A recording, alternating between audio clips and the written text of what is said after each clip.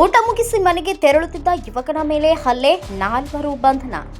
ಮಣಿಪಾಲದಲ್ಲಿ ಯುವಕನೊಬ್ಬನ ಮೇಲೆ ಮಾರಣಾಂತಿಕ ಹಲ್ಲೆ ನಡೆಸಿ ಪರಾರಿಯಾಗಿದ್ದ ಪ್ರಕರಣಕ್ಕೆ ಸಂಬಂಧಿಸಿದಂತೆ 4 ಯುವಕರನ್ನ ಮಣಿಪಾಲ ಠಾಣೆ ಪೊಲೀಸರು ಬಂಧಿಸಿದ್ದಾರೆ. ಬಂಧಿತರನ್ನ ಶಿವಮೊಗ್ಗ ಜಿಲ್ಲೆಯ 21 ವರ್ಷದ ಅಕ್ಷಯ್ ಎಸ್, ಆರ್ಮುಗಂ 21 ವರ್ಷದ ಪುನೀತ್ ಎಸ್ ಹಾಗೂ ಶಮಂತ ಕೆಆರ್, ಯಶವಂತ್ ಬಿಜೆ ಎಂದು ಗುರುತಿಸಲಾಗಿದೆ. ತನಿಖೆ ವೇಳೆ ಬಂಧಿತರೆಲ್ಲರೂ ನಿಟ್ಟೆ ಇಂಜಿನಿಯರಿಂಗ್ ಕಾಲೇಜಿನ ವಿದ್ಯಾರ್ಥಿಗಳಾಗಿರುವುದು ತಿಳಿದುಬಂದಿದೆ. ಆರೋಪಿಗಳನ್ನು ನ್ಯಾಯಾಲಯಕ್ಕೆ ಹಾಜರುಪಡಿಸಲಾಗಿದ್ದು ನ್ಯಾಯಾಂಗ ಬಂಧನಕ್ಕೆ ಒಪ್ಪಿಸಲಾಗಿದೆ. ಪ್ರಕರಣದ ತನಿಖೆಯನ್ನು ಮಣಿಪಾಲ ಠಾಣೆಯ ಪಿಎಸ್ಐ ತಿಮೇಶ್ ಬಿಎನ್ ವಹಿಸಿದ್ದಾರೆ.